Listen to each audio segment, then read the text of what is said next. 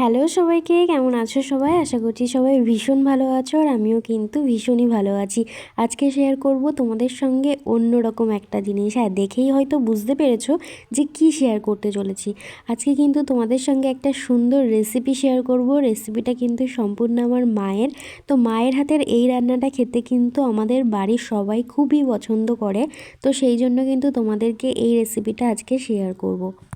প্রথমে যা যা দেখালাম সেটা দেখে হয়তো বুঝতেই পেরেছো কী রান্না হতে চলেছে, তবুও একবার বলে দিই। এখানে ছিল নতুন আলু, ডিম আর সয়াবিন। তো সয়াবিনটাকে কিন্তু আগে ভালো করে গরম তেলে কিন্তু ভেজে নিচ্ছি, কারণ সয়াবিনটা কিন্তু লেগে যেতে পারে। তো সেই জন্য ভেজে নিচ্ছি। আর তারপরে দিয়ে দিয়েছিলাম লবণ আর দিয়ে দিয়েছিলাম হলুদ। লবণ আর হলুদ দিয়ে ভালো করে একটু ভেজে নেব।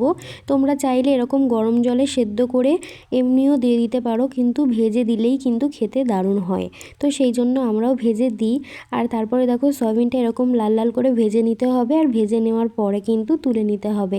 আর নতুন আলু দিয়ে ডিম সয়াবিনের এই তরকারিটা খেতে জাস্ট অসাধারণ লাগে গাইস, তোমরা একবার খেয়ে দেখবে, দারুণ লাগে।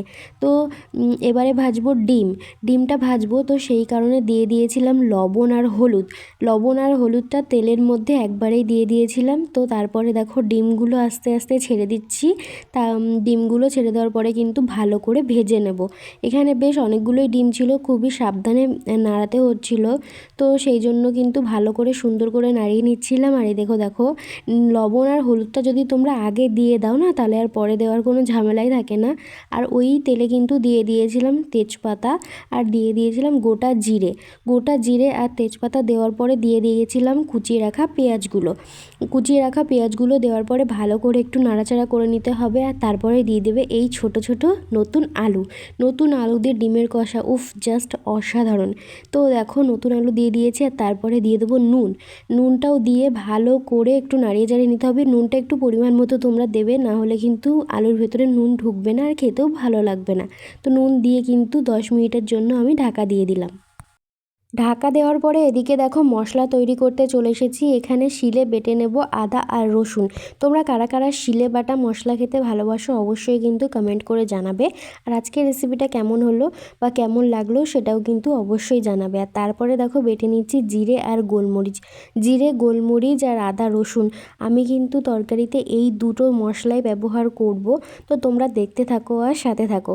তো 5-10 মিনিট রাখার পরে দেখো আবারও ঢাকনাটা খুলে নেওয়ার পরে দেখলাম যে আলুগুলো মোটামুটি সেদ্ধ হয়েছে, খুব বেশি সেদ্ধ হয়নি।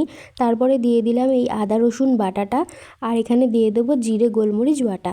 এই দুটো দিয়ে আবারও ভালো করে নাড়িয়ে চাড়িয়ে নিতে হবে, যাতে মশলাটা সম্পূর্ণভাবে আলুর সঙ্গে মিশে যায়। তো এগুলো তো করে নিতে হবে 2-3 মিনিট ধরে। আর তারপরেই কিন্তু দিয়ে দেবে হলুদটা দেওয়ার পরে দিয়ে দিতে হবে পরিমাণ মতো নুন হলুদ আগে দিয়েছিলাম, আবার এখনও দিচ্ছি। তো পরিমাণ মতো নুন হলুদ দেওয়ার পরে দিয়ে দেবো চেরা কাঁচা লঙ্কা তো তোমরা তোমাদের স্বাদ অনুযায়ী দেবে, যে যত ঝাল খাও বা কম ঝাল খাও সেই হিসাবে কিন্তু লঙ্কাটা ব্যবহার করবে। তারপরে এখানে দিয়ে দেবো শিল ধোয়া সামান্য একটু জল। তো জলটা দিয়ে দিয়েছি। আর জলটা দেওয়ার পরেও আবারও একটু ভালো করে নাড়িয়ে চাড়িয়ে নিচ্ছি। নেওয়ার পরে কিন্তু 5 থেকে 10 মিনিটের জন্য কিন্তু আমি এটা আবারও ঢেকে দেবো। 5-10 মিনিট হয়ে যাওয়ার পরে আলগা করে নিয়েছি। আর এখন দেখো আলুগুলো সম্পূর্ণই সেদ্ধ হয়ে গিয়েছে। আর এই পর্যায়ে আমি দিয়ে দিচ্ছি সয়াবিনগুলো আগে ভেজে রেখেছিলাম, সেই সয়াবিনগুলো কিন্তু দিয়ে দিচ্ছি। আর তারপরে দিয়ে দেবো ভেজে রাখা ডিমগুলো কিন্তু আমি খুব বেশি ভাজিনি, এরকম হালকা করেই ভেজেছি। তোমরাও খুব বেশি ভাজবে না, হালকা করেই ভাজবে, তাহলে কিন্তু খেতে দারুণ লাগে। মশলাটা তো ভালোভাবে কষেই গিয়েছে। আর তারপরে আমি এখানে দিয়ে দেবো পরিমাণ মতো জল, যতটা পরিমাণ জল লাগবে। তো আমি সেইভাবে আন্দাজ মতো জল দিয়ে দেবো। জলটাও পরিমাণ মতো দিয়ে দিয়েছি। আর তারপরে দেখো এটাকে আরও একটু ভালো করে নাড়িয়ে চাড়িয়ে নিচ্ছি। আর নেওয়ার পরে দিয়ে দেবো সামান্য একটু শুকনো লঙ্কার গুঁড়োটা দিয়ে দিলাম। এবারে ঢেকে দেওয়ার পালা। তো তার আগে লঙ্কার গুঁড়োটা যে দিয়েছি একটু ভালো করে মিশিয়ে নিলাম, তারপরে ঢেকে দেবো 7 মিনিটের জন্য। ঢাকনা আলগা করে দেখো সম্পূর্ণ রেডি আমাদের ডিমের ঝোল বলো বা ডিম কষা বলো। তো নতুন আলু দিয়ে ডিমের ঝোলটা তোমাদের কেমন লাগলো বা ডিম কষাটা কেমন লাগলো অবশ্যই জানাবে। আর লাস্টে দিয়ে দিলাম গরম মশলা, এটা না দিলে কিন্তু একদমই হয় না। তো লাস্টে দিয়ে দিলাম গরম মশলা। ডিম কষা তো আমরা সবসময় খেয়ে থাকি, কিন্তু শীতের সময় এই নতুন আলু দিয়ে ডিম কষা খেতে কিন্তু দারুণ লাগে। ভাত বা রুটির সঙ্গে কিন্তু তোমরা অনায়াসে খেয়ে নিতে পারবে এই ডিম কষা। তো আজকের ভিডিওটা কেমন লাগলো অবশ্যই জানাবে। টাটা।